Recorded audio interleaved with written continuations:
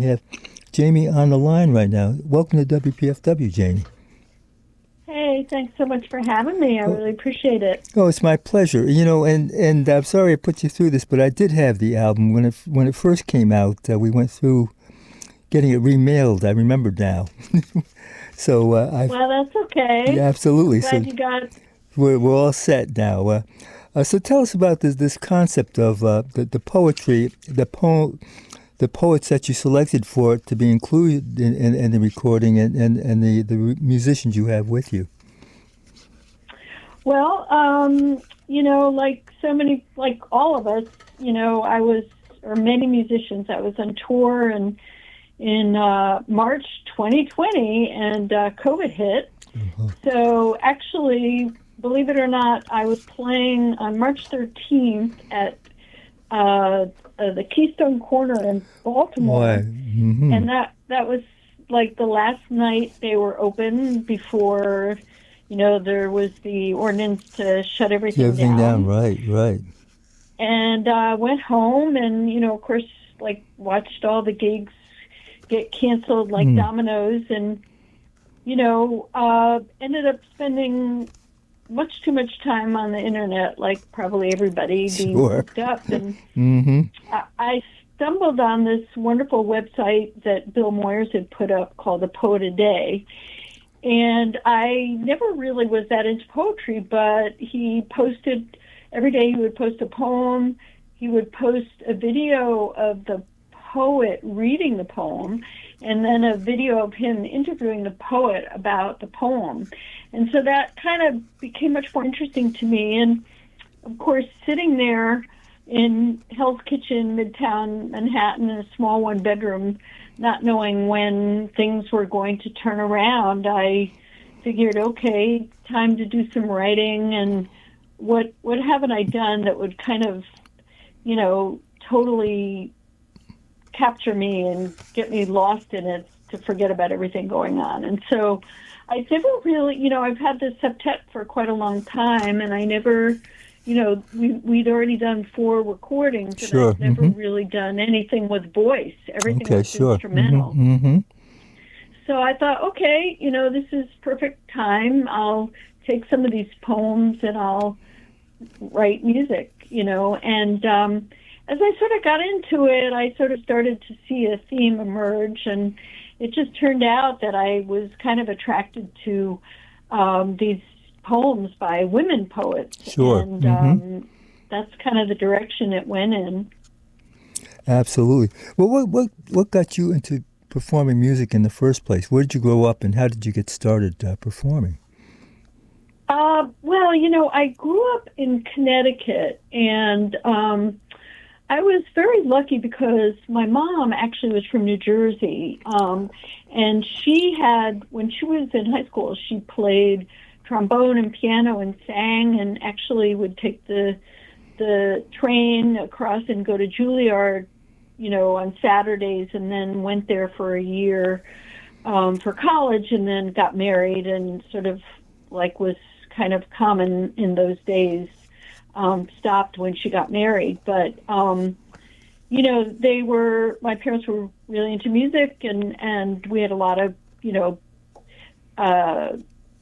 Frank Sinatra, Count Basie big band recordings, and sure. They would take me to hear a lot of people, which I was really lucky even when I was very young. And it just turned out that the town over, there was this jazz pianist named John Mehican, who was playing every weekend and with a trio. And so, they would take me there, and I ended up taking piano lessons with him when I was like 11 or 12. So, I sort of got the bug early, sure. And got to hear a lot of people, which I was very lucky about. But I really didn't get serious or think about it till a bit later, so I was a little bit late to the game. But that's kind of how I got into it. This is one of these great coincidences. I grew up in Connecticut, and my mother was from New Jersey also. It's really funny. Yes. Oh, well, I didn't know. Where in Connecticut? I grew up in Greenwich, Connecticut, and went to Jesuit High School in Fairfield. which was why Ah. I wound up at Georgetown University in the early 60s, continuing that Well, I Jesuit. grew up in Fairfield. Right, so you know where my high school was, you know.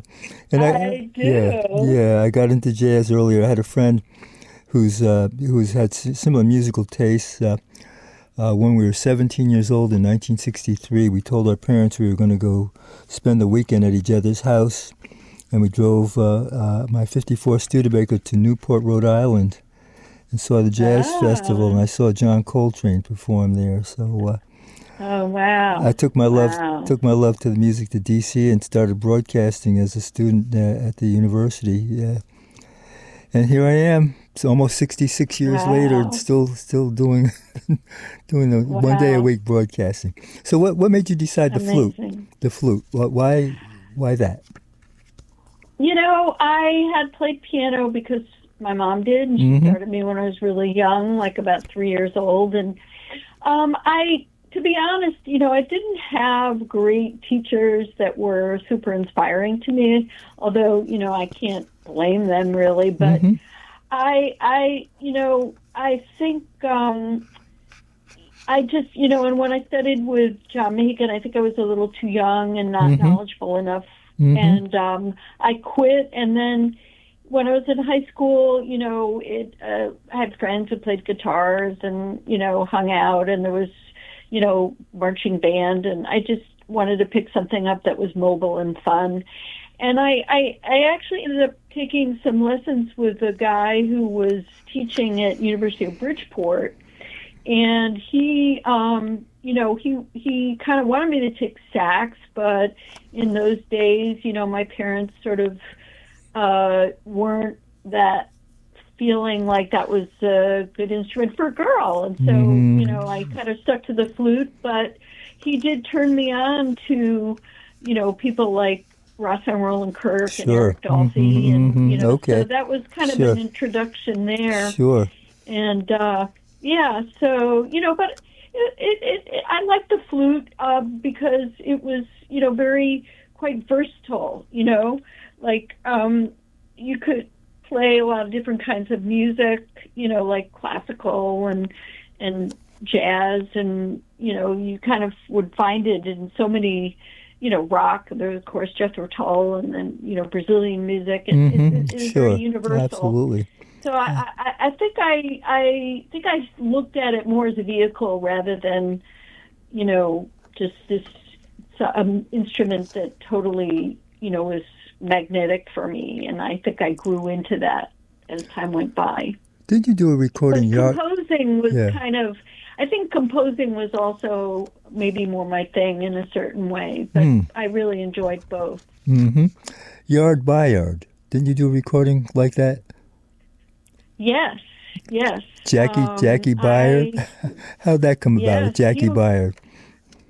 Well, Jaki was really one of my first major teachers. Okay. You know, I knew there was a piano connection there.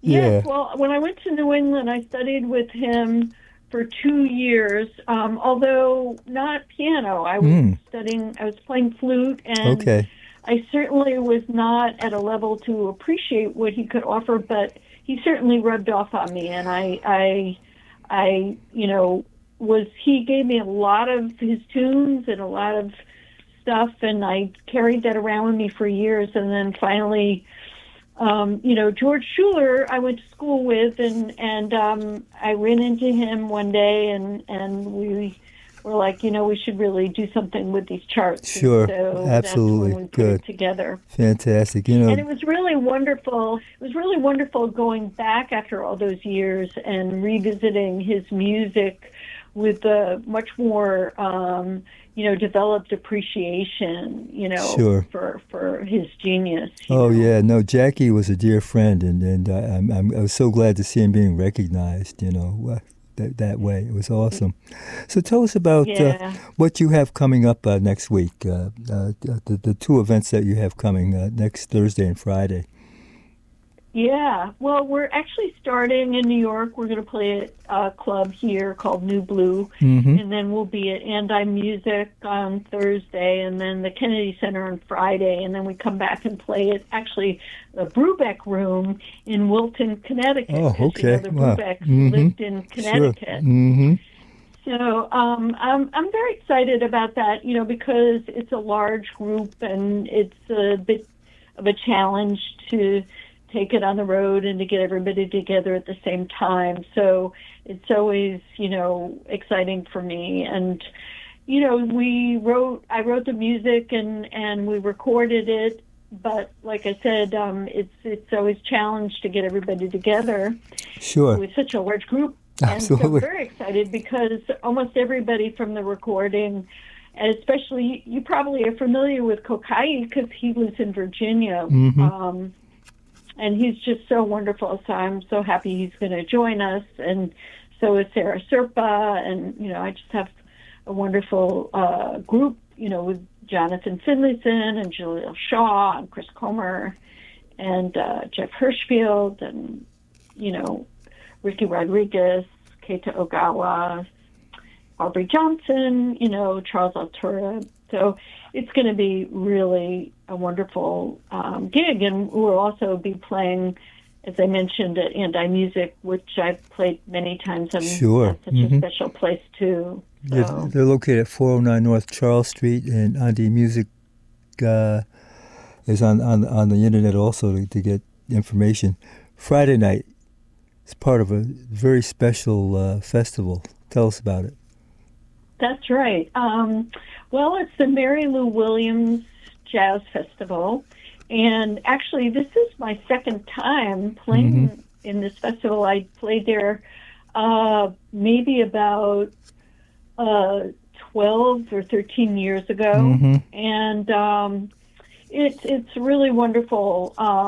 It was actually started, I think, by Dr. Billy Taylor. It was. The musical director at the Kennedy Center for quite a long time. In fact, I had gotten to meet him a few times because he also ran this very special program called the Jazz Ambassador program through the State Department. And they would present the Jazz Ambassadors every year at the Kennedy Center as well. And so, he was also part of that. So I got to meet him a few times. But the festival is really special, yeah. And actually, it's going to be a wonderful night because we're sharing the bill with Dee Dee Bridgewater and Bill Charlap duo. And those two are just consummate musicians, so I'm sure that'll be wonderful as well. Absolutely. I'm blessed to be of an age to have known Billy Taylor and to have met Mary Lou Williams, who sent me a letter with her album Zoning, so I feel real strongly connected to that festival. So thanks. Oh, wow. Yeah, so we'll continue now with the title cut from this album, What Kind of Times Are These, the Adrian Rich poem. And again, thanks for calling in tonight, Jamie. It was really a real pleasure to talk with you, and I'll see you next week. Yeah, thanks for having me, and thank you so much for promoting these concerts. I hope people will come out and I'm see sure. some special music. Absolutely. Jamie Baum. Next week. I look forward to seeing you next week. So Absolutely. Thanks so much. You're very welcome. See you then. Bye now. Okay. Take care. Bye.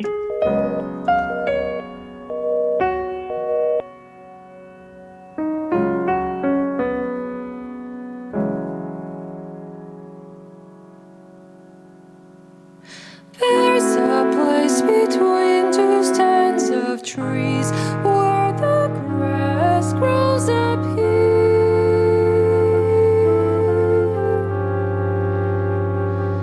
and the old revolutionary